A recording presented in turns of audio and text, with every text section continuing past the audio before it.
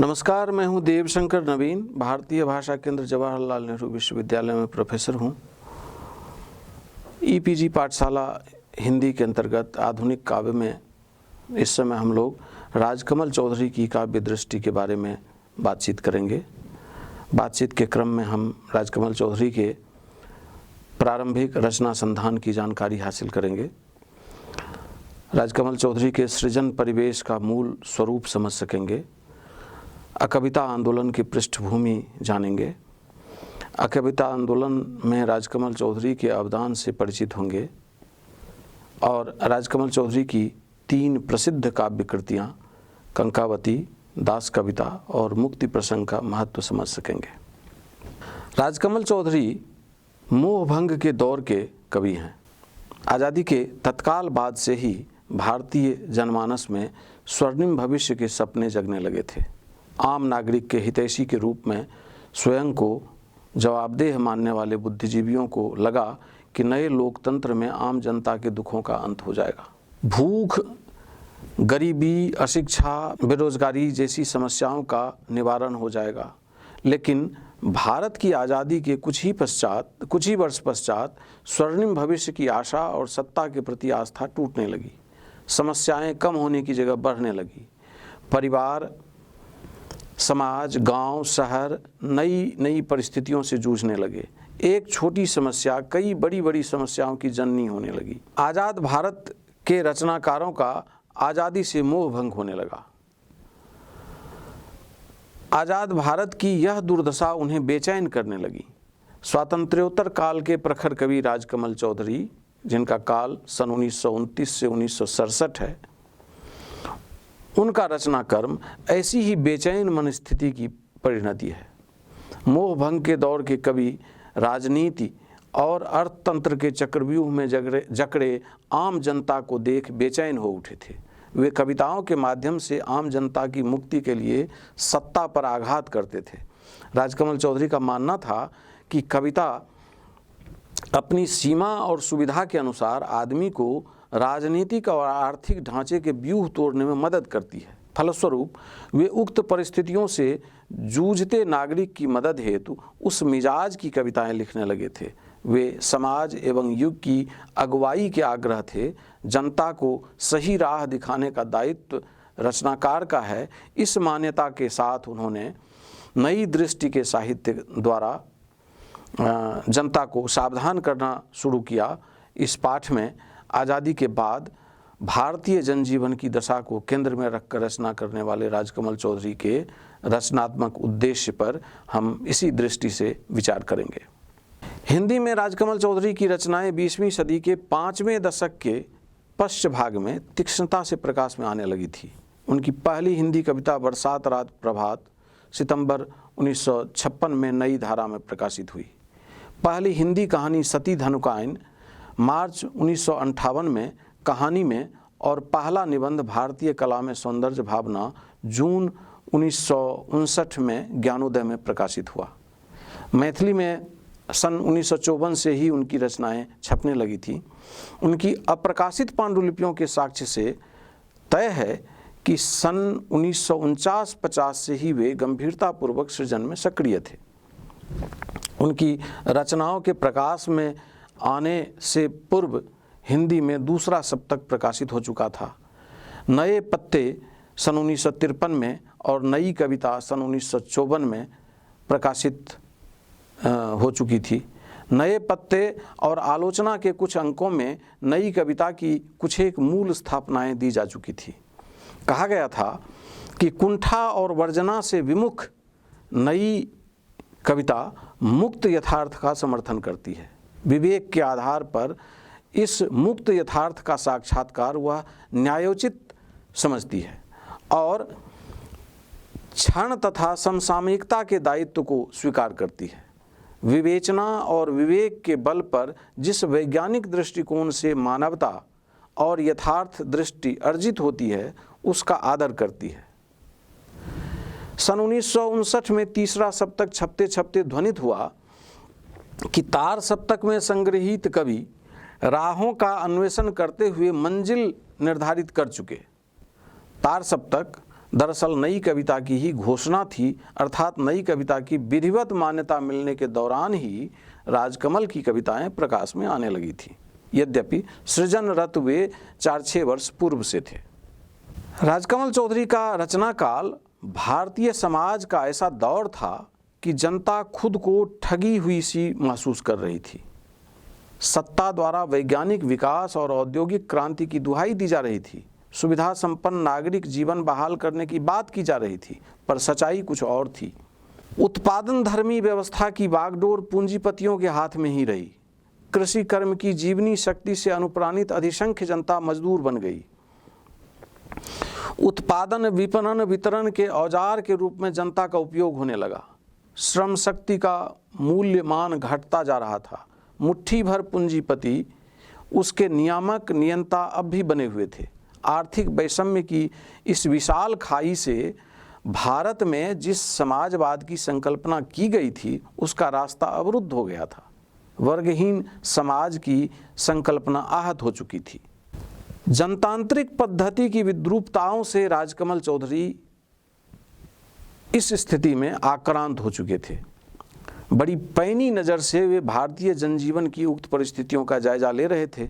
सन 1960 आते आते उनके धैर्य की सीमा टूट गई। तब तक नई कविता स्थापित और सर्वस्वीकृत हो गई, पर आज़ादी के 13 वर्षों बाद भी भारतीय जनजीवन सहज नहीं हो पाया था। छठे दशक के प्रारंभ में ही वे उन स्थितियों पर कई कविताएं लिख चुके थे। सन 1960-61 के आसपास यथार्थ भोग की तीक्ष्णता इतनी बेधक हो गई थी कि स्थापित काव्यधारा की सीमा लांघ कर दृढ़तापूर्वक बात रखने की जरूरत आन पड़ी। कविता आंदोलन उसी जरूरत का आविष्कार है। आज़ादी के इतने दिनों बाद भी सत्तासीन लोगों को सामान्य नागरिक के दुख दर्द का एहसास नहीं हुआ। देश की बदहाली में भी वे अपना ऐश्वर्य बनाने में तल्लीन रहे। उनकी इस गैर मुनासिब आश्वस्ति पर तीखे प्रहार की जरूरत के रूप में अकविता का प्रवेश हुआ। कुछ लोगों का मानना है कि अकविता आंदोलन एलन गिन्सबर्ग के बेटनिक आंदोलन और पश्चिम बंगाल की भूखी पीढ़ी की संगति का परिणाम था, किंतु कुछ विचारकों की नज़र में वह सत्ताधीशों के प्रति उत्पन्न नागरिक अनास्था, क्षोभ और विद्रोह से उत्पन्न प्रखर व्यक्तिवाद की अभिव्यक्ति था। ध्यातव्य है कि अकविता का व्यक्तिवाद नई कविता के व्यक्तिवाद की तरह आत्मकेंद्रित नहीं था। अपनी प्रयुक्ति में वह बहुत विस्तार पा जाता था। निजी भोग को भी कभी समष्टि के रूप में भोगता था। शारीरिक व्याधि को राष्ट्रीय अंतर्राष्ट्रीय व्याधि के रूप में देखता था। क्यों एक ही युद्ध मेरी कमर की हड्डियों में और कभी वियतनाम में जैसी पंक्तियों के साथ राजकमल चौधरी अंतर्राष्ट्रीय अमानवीयता को शारीरिक व्याधि की तरह झेलने लगे थे। कैलाश वाजपेयी सोचने लगे थे कि सोचता हूँ, सोचना भी छोड़ दूँ। असंभव है दुनिया के उच्छिष्ट चेहरे पर भोलापन लौटाना। ऐसे वैयक्तिक अनुभवों के कारण कविता आंदोलन के कवियों में व्यक्तिवाद में बाहर भीतर का भेद समाप्त हो गया था। घनघोर निराशा के क्षण में इन उग्र अभिव्यक्तियों ने उन्हें न्यूनतम कुछ कर पाने का तोष दिया था। राजकमल चौधरी इस काव्यधारा के अगुआ कवि थे। उनके सहचिंतक जगदीश चतुर्वेदी, गंगा प्रसाद बिमल, विष्णुचंद्र शर्मा, सौमित्र मोहन, धूमिल, कैलाश वाजपेयी, विजेंद्र वेणुगोपाल, मोना गुलाटी, श्याम परमार, परेश, आलोक धनवा, कुमार विकल, लीलाधर जगूरी उस धारा के प्रमुख कवियों में शामिल थे। इन कवियों की कविताई 7वें दशक के पूर्वार्ध की उन परिस्थितियों और वातावरणों की उपज थी जहां उन्हें संजो कर रखने लायक कुछ भी नहीं दिख रहा था। व्यवस्था की उन दुर्गंधियों से मुक्ति की कामना ही अकविता आंदोलन का मूल स्वर था। दुश्चिंताओं और संशयों से आक्रांत समय में व्यवस्था के प्रति उग्र विरोध के कारण ये वर्जनामुक्त कविगण पूरी तरह नकार भाव से भर उठे थे। विसंगतियों से आक्रांत नागरिक परिदृश्य में उन्हें व्यवस्था के किसी भी आचरण में सकारात्मकता नहीं दिखती थी। परिवेश की बीभत्सता सही सही दर्ज करने हेतु इन कवियों को अपने कथन में तल्ख बनना था। इसलिए स्थापित काव्य विधानों की पद्धतियां छोड़कर उन लोगों ने अत्यंत नग्न प्रतीकों का उपयोग किया। यौन प्रतीकों के खुले उपयोग में भी उन कवियों ने कोई कोताही नहीं की। वैश्विक परिदृश्य में भारत की स्थिति देखते हुए राजकमल चौधरी ने लिखा, जिसे बेडोल टुकड़ों में बांटकर अलग अलग चाहते हैं भोग करना बनिए सौदागर, इस दुनिया की सबसे नंगी सबसे मजबूत औरत का नाम है वियतनाम। दरअसल उस भयावह परिदृश्य पर संयमित मनस्थिति से विचार करना संभव नहीं था। राष्ट्र, धर्म, नीति, नैतिकता, मानवीय संबंध, किसी भी प्रसंग का कोई निर्धारित और नैतिक अर्थ नहीं रह गया था। भारतीय स्वाधीनता राजकमल चौधरी को लहूलुहान और रोती हुई दिख रही थी। अचानक एक रात ब्लैकआउट में बेहोश इस नगर के आदिम अंधेरे में मैंने उसे देख लिया। शहीद स्मारक के नीचे रोते हुए वह नंगी थी और खून से लथपथ थी और वह कराहती हुई भागी जा रही थी। गलियों में, मरघट में और राजभवनों में पुकारती हुई मेरा ही नाम बार बार, गिरती हुई ठोकरें खाती हुई, हंसती खिलखिलाती हुई, मैंने उसे उसके कटे हुए दोनों स्तनों को जोड़कर बनाया गया है पृथ्वी का गोलाम्बर। इस तरह की स्थितियों का चित्रण मशीन तंत्र, राजनीति तंत्र और अर्थतंत्र ने चूहों मच्छरों की हैसियत में तब्दील कर दिया था। जहां प्राण रक्षा हेतु टुकड़ा भर रोटी के लिए चीखती हुई नारी कहे कि मुझे खरीद लें, फटे कोट की तरह टांग दें दीवार पर, भले ही ना पहने पर मुझे खरीद लें, मैं भूखी हूँ, प्यासी हूँ बीमार, यम के हाथों से मुझे छीन लें। दूसरी ओर शीला हर 7वें दिन अपने कल कारखानों से गायब रहती है। लीला, तुम अपने बैग में क्या रखती हो? अपने दोस्त के घर की चाबी रखती है शीला, तुम सेकनल। ऐसा प्रस्ताव स्पष्टता से देने और ऐसा प्रश्न बेखटके पूछने की स्थिति जहां आ जाए, वहां और वैसी लोकतांत्रिक व्यवस्था में किस तरह धार्मिक, सामाजिक, सांस्कृतिक सत्ता के प्रति आस्था रखी जा सकती थी? नारी के मान, सम्मान, मर्यादा, महत्व का गायन भाषण हिंदू धर्म में पुराकाल से किया जाता रहा है, लेकिन इस स्वाधीन लोकतंत्र में भारतीय नारी श्रीमती और लुलू इस निष्कर्ष पर पहुंची कि यदि समाज न चाहे तो वह अपना कौमार्ज और अपनी नैतिकता लाख दृढ़ता के बावजूद सुरक्षित नहीं रख सकती। जिस देश का बचपन पाँव में चिथरे लपेटकर फैलाए हुए अपने दोनों नन्हे हाथ मंदिरों के सामने भीख मांगे, जिस देश की अनाथ कन्या अपनी जांघों का कच्चा मांस बेचती हुई रोती रहे, जिस देश के युवा बहिर्जगत की चिंता छोड़कर गजगामिनी कामिनी आगमन प्रतीक्षा करने लगे, जहाँ की भीड़ अब खाने के लिए गेहूं और सो जाने के लिए किसी भी गंदे बिस्तरे के सिवा कोई बात नहीं कहती है, जहाँ लोकसभा में अन्न मंत्री कहते हैं बसते हैं कोई 5 अरब चूहे इस देश में, अर्थात या तो भारत देश की जनता को चूहा समझा जा रहा था या चूहे के कारण गोदाम में अनाज का अभाव होता जा रहा था। उस देश में कविता तो क्या, साधारण बोलचाल में भी रुखाई, तीक्ष्णता और सच की नग्नता आ जानी चाहिए थी।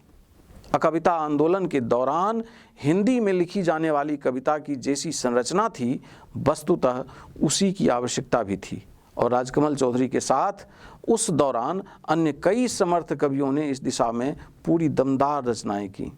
इस काव्यधारा में दृष्टिकोण की अस्थिरता थी, प्रदर्शन की भंगिमा थी, भूखी और आहत पीढ़ी के प्रभाव के प्रति स्वीकार अस्वीकार का द्वंद्व था। इस कारण इसकी अकाल मृत्यु हो गई। पर सच्चाई है कि नई कविता के बाद आविर्भूत इस काव्य आंदोलन ने हिंदी साहित्य में खूब धूम मचाई। प्रारंभ और अभिव्यक्ति, ये दोनों पत्रिकाएं हैं, में इस धारा की कविताओं एवं तद विषयक अनेक लेखों का प्रकाशन हुआ। उससे पूर्व ही सन 1960-61 में प्रकाशित नई कविता के संयुक्तांक में इसका आह्वान हो चुका था। इस काव्यधारा का प्रभाव इतना ताकतवर था कि घोषणा काल से ही उसे व्यापक स्वीकृति मिल गई। सन 1963 में जगदीश चतुर्वेदी द्वारा संपादित पुस्तक प्रारंभ में 14 कवियों की कुल कुछ कविताएं संकलित हुई। इनमें सन 1960-61 के बीच लिखी राजकमल चौधरी की 19 कविताएं प्रकाशित हुई। उन कविताओं में सामाजिक यथार्थ की बीभत्स स्थिति नग्नतापूर्वक प्रस्तुत हुई। गौरतलब है कि बिंबों प्रतीकों की नग्नता के बावजूद वे कविताएं उतनी नग्न नहीं थी जितनी नग्न वह यथार्थ था। उल्लेखनीय है कि जिस कविता पर अराजक होने, निराशा, हताशा, अनास्था से भरे होने, विद्रोह और व्यक्तिवाद के पक्षपाती होने, यौन जुगुप्सा उत्पन्न करने तथा नारी को मात्र देह समझने का तोहमत लगाया गया था, उसी अकविता के प्रमुख राजकमल चौधरी को प्रख्यात जनकवि नागार्जुन और शमशेर ने देश की समकालीन परिस्थिति की उपज माना। सच्चाई है कि वहाँ कहने की तरकीब आघातक थी। विद्रोह उनका मुख्य स्वर था। जमाने भर के गुस्से के साथ खड़ी हुई उस पीढ़ी ने अपने काव्यांदोलन का नाम पश्चिम की तर्ज पर एंटी पोएट्री अर्थात अकविता रख दिया, पर अकविता का विद्रोही स्वर बहुत दिनों तक टिका नहीं रहा। शीघ्र ही परिवर्तन की जरूरत दिखने लगी। धीरे धीरे अकविता के दौर का क्षोभ और क्रोध समरस पर आ गया। सन 1962 में चीन और सन 1965 में पाकिस्तान के साथ हुए सीमा संघर्ष ने देश की स्थिति परिस्थिति बदल दी। चीन के विश्वासघाती हमले ने भारत के बौद्धिक समाज को झकझोर दिया। नए ढंग से वस्तुबोध का विकास हुआ। एक बार फिर से नएपन की प्रहारक शब्द प्रयोग से बात को असरदार बनाने हेतु गणितीय शब्द संस्कार की जरूरत हुई। फलस्वरूप अकविता आंदोलन का स्वर बदला। साथ ही राजकमल चौधरी की काव्य पद्धति बदल गई। उनका काव्य विधान सदा ही स्थान काल पात्र के करीब बना रहा। राष्ट्रीय आपदाओं और सामान्य जन के आहत सपनों का साक्षी बना रहा। सन 1964 में लिखी राजकमल चौधरी की 95 कविताओं का पहला संकलन कंकावती प्रकाशित हुआ। उस संकलन की मात्र 50 प्रतियां ही छपी।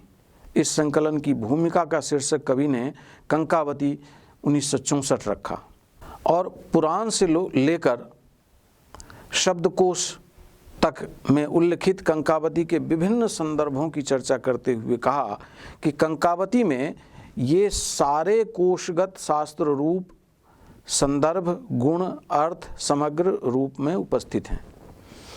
इस संकलन की कविताएं कई मायने में व्याख्या हैं। भाषा, शिल्प, कथन, शैली, कविताओं की प्रस्तुति, वाक्य संरचना, शब्द संयोजन, वर्णों और पदों के विखंडन, यति विराम की प्रयुक्ति, पंक्तियों की नापजोख, व्यक्तिपरक एवं पौराणिक मिथकीय बिंबों प्रतीकों के नए प्रयोग आदि के कारण यह संकलन हिंदी कविता में नए अध्याय का समावेशन है। कंकावती की कविताएं पद्य और गद्य की चौखटें तोड़कर उद्दाम प्रवाह वाली नदी की तरफ बहती है और कवि की आत्मस्वीकृतियां होने के बावजूद ये समकालीन समाज के एक खास हिस्से का सामूहिक सच लगती हैं। मानवीय संबंधों के बिगड़ते स्वरूप, खंडित होती मानवीयता, अलगाव को रेखांकित करते हुए उन्होंने कहा, 7000 वर्षों में एक आदमी ने बनाए हैं 350 करोड़ परिवार, परिवारों की रक्षा के लिए मकान, मकानों की रक्षा के लिए दीवारें। 7000 वर्षों में एक आदमी ने बनाई हैं 350 करोड़ दीवारें।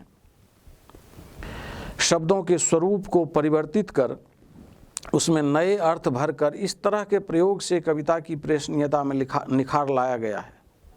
नपे तुले शब्दों के प्रयोग और शब्द तथा शब्द समूहों की पुनरावृत्ति से भी कविता की ताकत में उत्कर्ष आया है। विकास के रास्ते मनुष्य भटक भटक कर कहाँ पहुँच गए, किस किस तरह अपने अर्थ, अपनी परिभाषा, अपनी विशिष्टता खोई, इसका इससे बेहतरीन चित्रण और कुछ नहीं हो सकता। ये पंक्तियाँ एक तरफ बेतहाशा वर्धिष्णु हमारी जनसंख्या का स्वरूप दिखाती है, तो दूसरी तरफ मानवीयता की प्रांजल चादर पर खड़ी दुरावों और अलगावों वैमनस्यों की अडिग दीवार की झांकी देती है। शिल्प के स्तर पर यहाँ एक बात खास तौर से गौरतलब है। शब्दों का अंग भंग कर कवि ने यह दिखाने की चेष्टा की है कि अक्षर जिसका क्षरण न हो, तो अक्षर जैसे अनश्वर चीज़ भले नष्ट हो जाएं, पर व्यवस्था बिगड़नी नहीं चाहिए, बनी रहनी चाहिए। कंकावती संकलन अपने शिल्प के लिए भी एक अनूठी उपलब्धि का उदाहरण है। मनुष्य को जिंदगी चाहिए, जीने के लिए समाज और संसाधन चाहिए।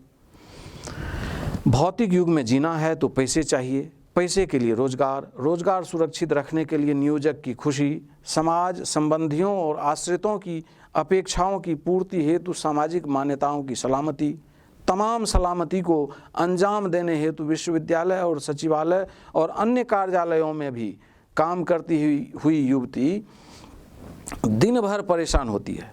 बॉस के सामने अपने प्रफुल्ल चेहरा लेकर जाने के लिए सारीडान गोली खाती है और वहाँ से गृहस्थी का सामान खरीदती हुई घर लौटकर समाज को अपनी यौन शुचिता का प्रमाण देने के लिए कंट्रासेप्टिव्स की गोली खाती है।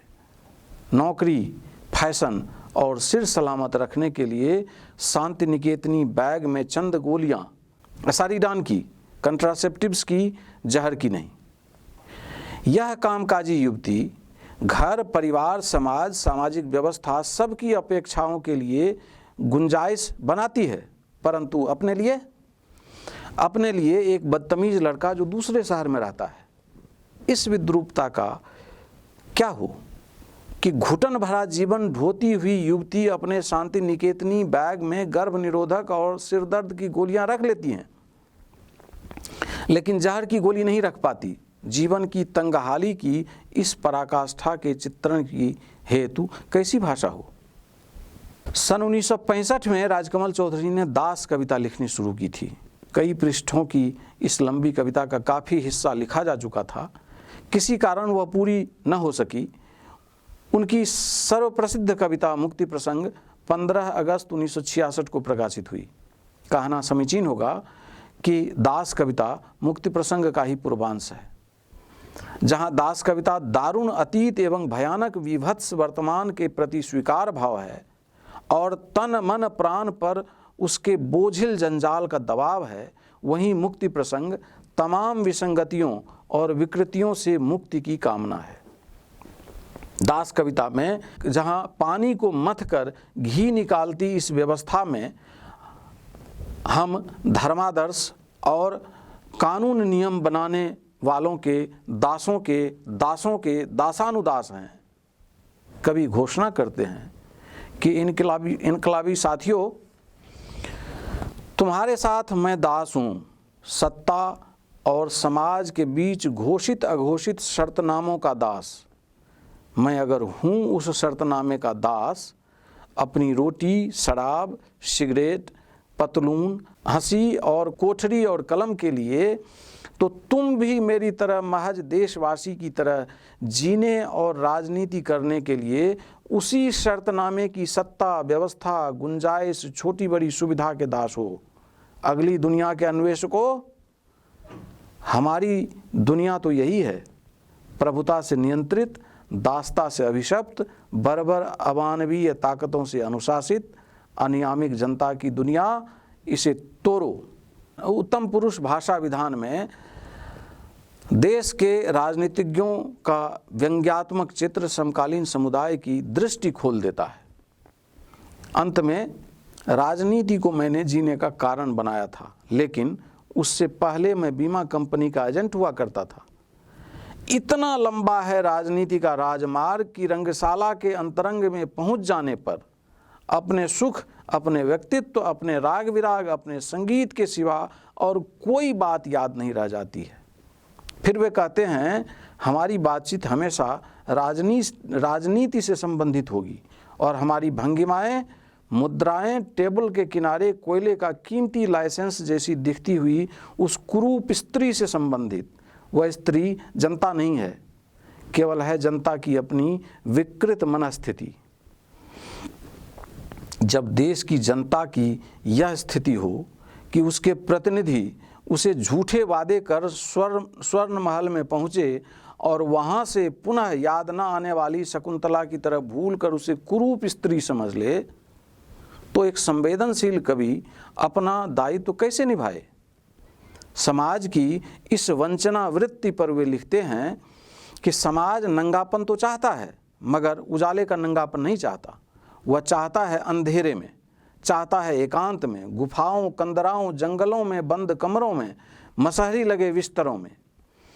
ऐसी परिस्थिति में वे अपनी नंगी जिंदगी को समाज की जिंदगी से जोड़कर आडंबर और मुखौटों की मानसिकता पर तर्क करते हैं।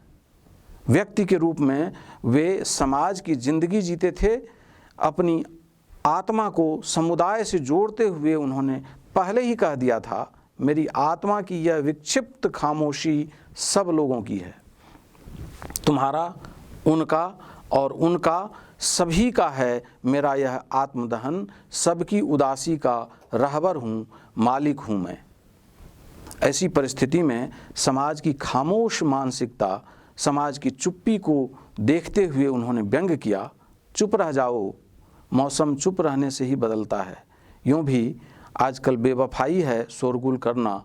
चुप रहो हे प्रजाजन, जो कुछ भी कहना है अपने प्रभु से चुप रहकर ही कहो। व्यंग्य राजकमल की रचना की आत्मा है। कविता हो, कथा हो या फिर उपन्यास निबंध ही क्यों न हो, जब वे अपनी चरम अर्थ सीमा में प्रवेश करते हैं तो उनकी अनुभूति का गहनतम स्वरूप और उसकी व्यंग्यात्मकता निखर कर सामने आती है। जिन मध्यवर्गीय परिस्थितियों को उन्होंने नज़दीक से देखा, उनमें चीख और ठहाकों की विसंगतियां दिख रही थी। उसके संपूर्ण भोक्ता के रूप में अपनी कविता में आकर उन्होंने उसके प्राण तत्व को उत्कर्ष दिया है। मैं सोए हुए शहर की नस नस में किसी मासूम बच्चे की तरह जिसकी माँ खो गई है भटकता रहता हूँ। मेरी नई आज़ादी और मेरी नई मुसीबतें, उफ़, चीख और ठहाके एक साथ मेरे कलेजे में उभरते हैं। आज़ादी खुशी की चीज़ होनी चाहिए थी, किंतु इसके साथ नई मुसीबतें लगी हुई हैं। वर्ग विशेष के लिए वह ठहाके की वस्तु साबित हुई, पर सामान्य जनता के लिए वह जिम्मेदारी से लदी एक जिंदगी और गूंगा बहरा बनकर उसे ढोते रहने की मजबूरी तथा नए किस्म की साजिश बनी। अपना माथा ऊंचा करूं या सिर झुकाए चलता रह जाऊं, असंख्य उत्तरदायित्व डाले गए हैं मुझ पर कविता के कारण। जिस व्यवस्था में मनुष्य की जिंदगी बोझ ढोने वाली टूटी टायर गाड़ी बन गई है, वो समस्याओं के प्रश्न का अजगर पूरी मानवता को निगल जाना चाहता हो, ऐसे परिवेश से प्रतीक और विश्लेषण के रूप में उभरे उनके शब्द बेचैन मुस्कुराहट, लावारिस जख्मी कुत्ते, छत उत्तप्त स्तन, जर्जर चुंबन, हतवीर्ज ऋषि पुरुष, भूखा अधमरा सांप, काली बदसूरत गर्भहीन धरती, टूटे हुए पुल, कटीली झाड़ियाँ आदि उनकी सूक्ष्मतर दृष्टि, भोग की संपूर्णता, यथार्थ की मौलिकता और कवि की अंतः प्रेरणा के सबूत साबित होते हैं। नागरिक जीवन की कुंठा, विकृति, विसंगति, घृणा, लोभ इत्यादि ने राजकमल चौधरी के अंतर मन को मथ रखा था। आज़ाद भारत की समाज व्यवस्था और सामाजिक परिवेश की विकृतियों का सिलसिला देखकर उन्हें स्पष्ट हो चुका था कि सच के अनुसंधान की फैक्ट्रियों में, न्याय अमन की कचहरियों में, यूएनओ में, यूनेस्को में शैतान अड़ा है पांव जमाए। कविताओं में शब्द प्रयोग की उनकी आक्रामकता देखते ही बनती है। जहरीले मवाद और रक्त मिश्रित पेशाब की गंध से, अर्थात लोकतंत्र से और राशन कार्डों से मैं अपने बच्चों और विधवाओं को कैसे मुक्ति दे जाऊं। मवाद और पेशाब जैसे शब्दों के प्रयोग में राजकमल विराट और चमत्कारी अर्थ ध्वनियां भर देते हैं। मुक्ति प्रसंग उनकी बहुचर्चित दीर्घ कविता है। इसमें कवि नागरिक की जीवनानुभूति और देश दशा का दाग दाग चित्र चौंका देता है। जागतिक घटनाओं पर सावधानी एवं राजनीतिक समझ की गहनता का बेहतरीन संदर्भ वहाँ स्पष्ट दिखता है। पूरी कविता उनके यथार्थ भोग की प्रामाणिकता तथा काव्य कौशल के उत्कर्ष को समर्थन देती है। हर व्यक्ति का शरीर समाज की न्यूनतम इकाई है, लेकिन व्यक्ति का दैहिक भोग भाषा का योग पाकर राष्ट्रीय अंतर्राष्ट्रीय व्याधि में तब्दील हो जाता है। ऑपरेशन टेबल पर पड़ा कवि का रुग्ण शरीर शब्द संयोजन के परिपाक से देश के विकृत परिवेश का बिंब बन जाता है।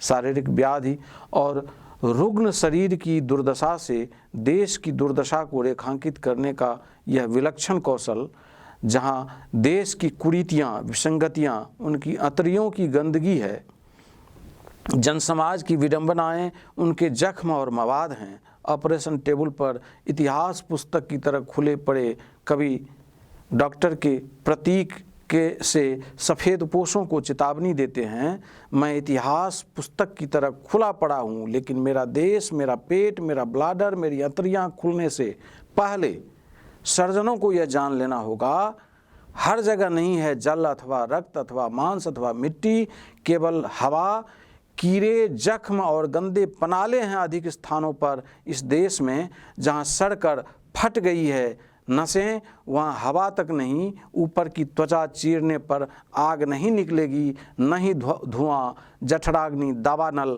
सब बुझ गए अचानक 15 अगस्त की पहली रात के बाद।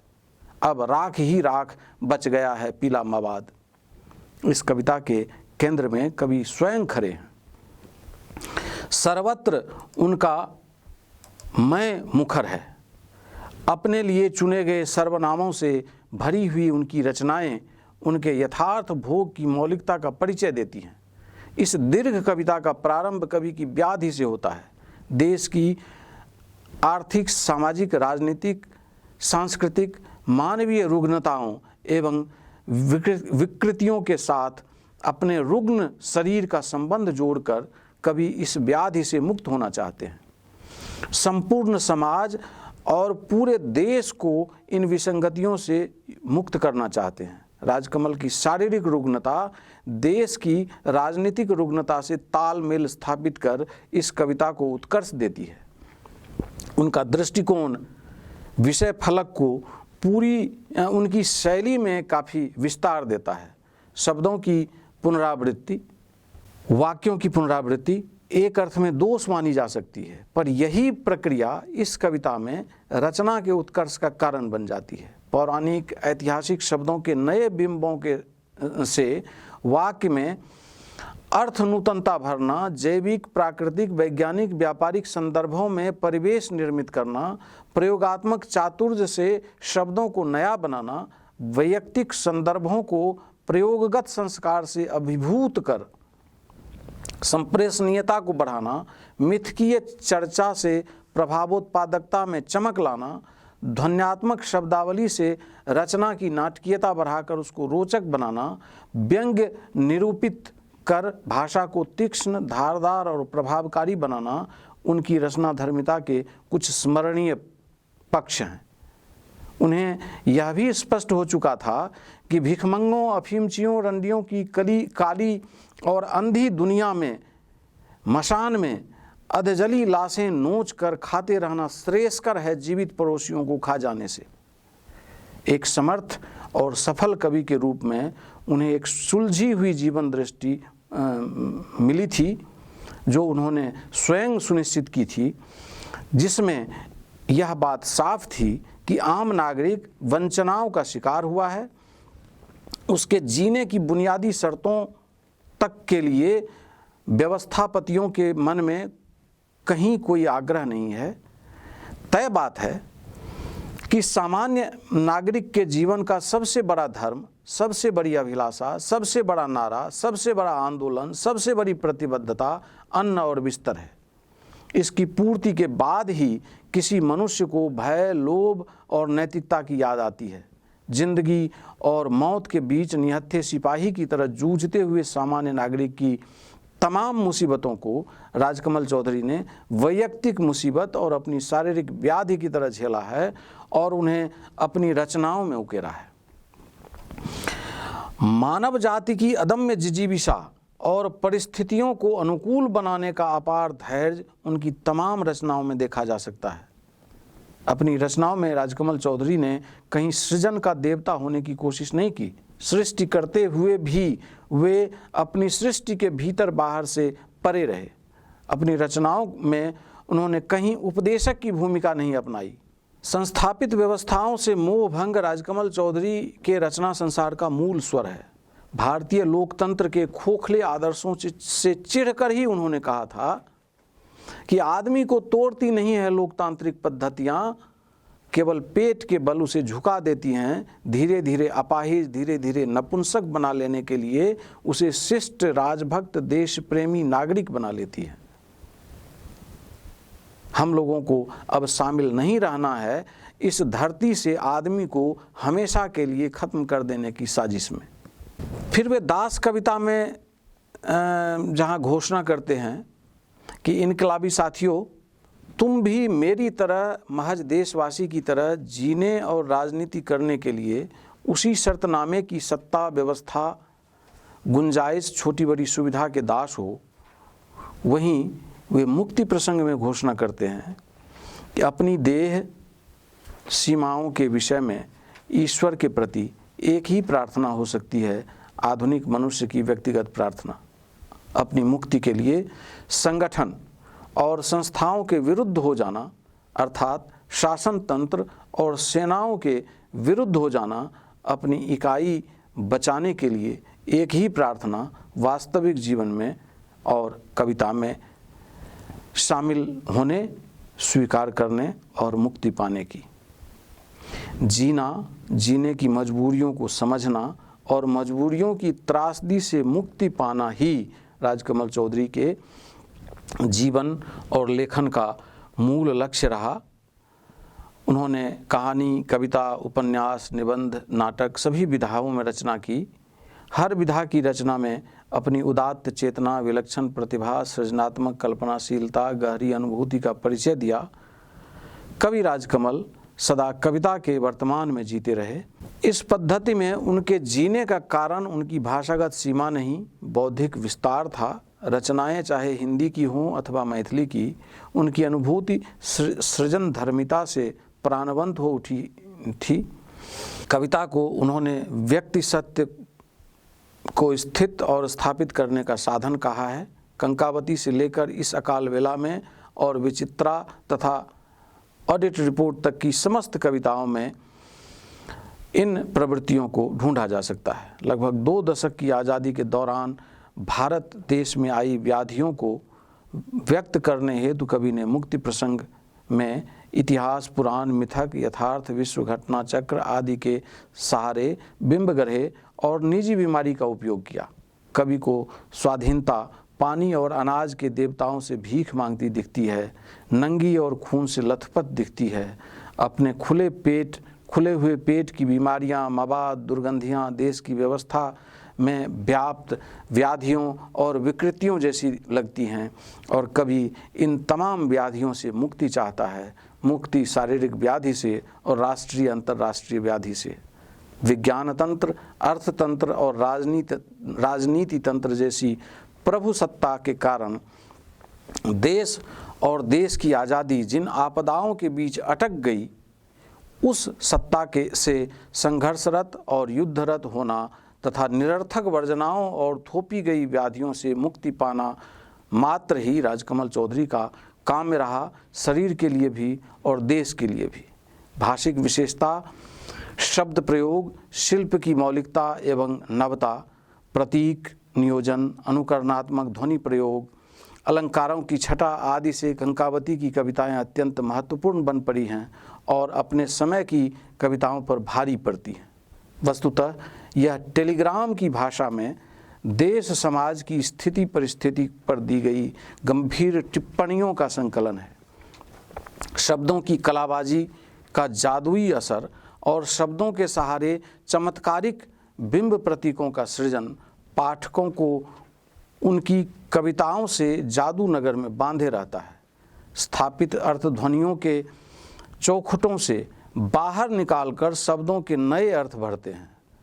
बंध्या ऋतु, नपुंसक सूचनाएं, आदमकद घड़ी, राजनीतिक वेश्याओं, सामुद्रिक स्वाद, प्रज्वलित स्मशान, हिमखंड ऑपरेशन टेबल, नकाबपोश नकली ईश्वर, अपाहिज बेशर्म आवाज, घायल खरगोश, प्रदग्ध क्षण, बीमार जलन, भूख से अधमरा सांप, काली बदसूरत गर्भहीन स्त्री, हतवीर्ज पुरुष, टूटे हुए पुल आदि पदबंधों में शब्दों को जो नया अर्थ मिला है, उससे बने हुए बिंबों से दृश्यों को ज़्यादा प्रभावी बनाने का कौशल राजकमल की कविता की खास विशेषता है।